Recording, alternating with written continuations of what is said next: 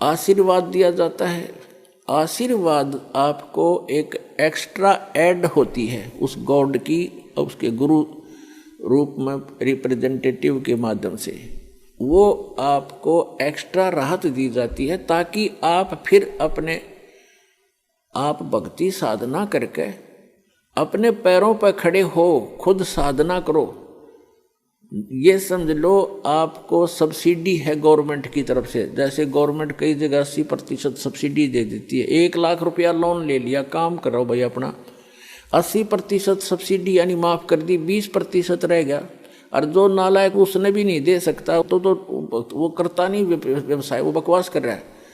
तो इस प्रकार आपको यहाँ आने से जो आशीर्वाद दिया जाता है, तो ये तो समझो आपको सब्सिडी दी जाता ना, आपको ये तो फ्री में दे दिया। फिर आपने साधना करनी पड़ेगी, वो फिर साथ में मंत्र मजदूरी दी जाती है कि अपनी कमाई करो, अपने भर लो, फिर से एक बैंक बैलेंस बनाओ भक्ति का जो आप खाली कर चुके हो। और ये बैंक बैलेंस इस सच साधना से बनेगा, इसकी थोड़ी ही भक्ति से घनी कमाई होती है। ऐसा व्यवसाय दिया जाता है। जैसे एक मजदूर सारा दिन में 150-200 रुपये प्राप्त करता है, सारा दिन कस्सी बजाता है, और एक ऐसा व्यवसाय कर रहा है जो प्रतिदिन 1 लाख रुपए का गल्ला इकट्ठा उठाता है।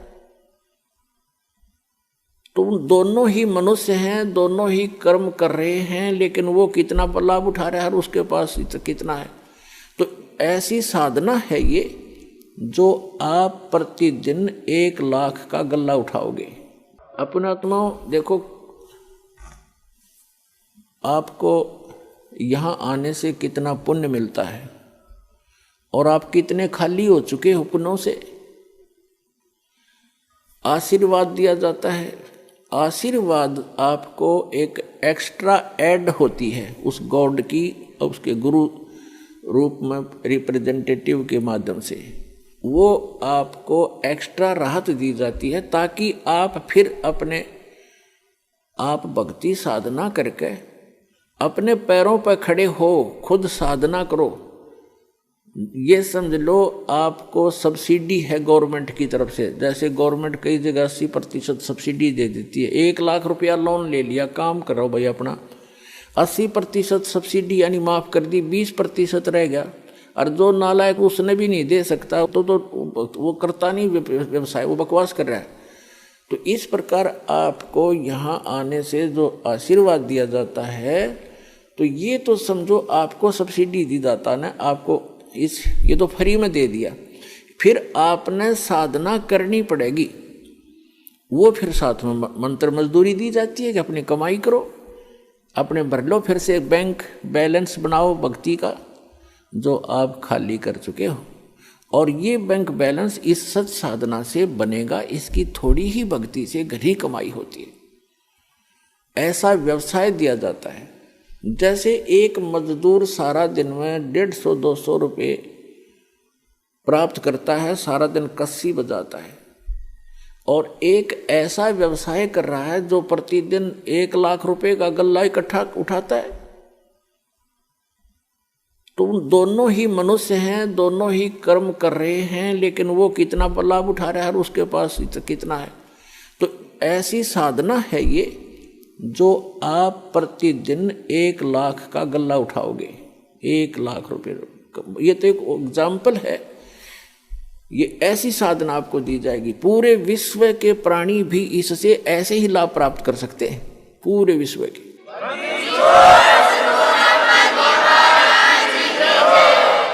क्योंकि यहाँ तो आपने मजदूरी करनी है, और इस मजदूरी का बेनिफिट मिलेगा वहाँ, वो साहूकार देगा इसका बदले में आपको, सतलोक में बैठा जो सत्य पुरुष।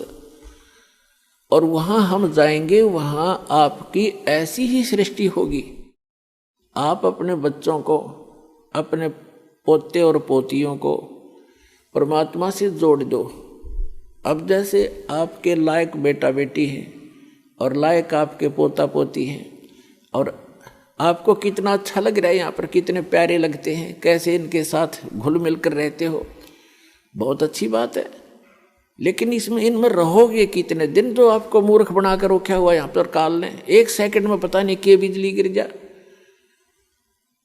और इस सत्य ज्ञान के अभाव से हम इन्हीं में उलझ पुलझ कर यहीं पर फंस जाते, और फिर अपने अपने ये संस्कार पूरे किए। आज दादाजी मनमान अगले दिन में नाइजीरिया में पैदा हो जा और पोता हो जा अमेरिका में, या फिर दूसरा ये है दादा की जगह गधा बन रहा और पोता बन जा कुत्ता।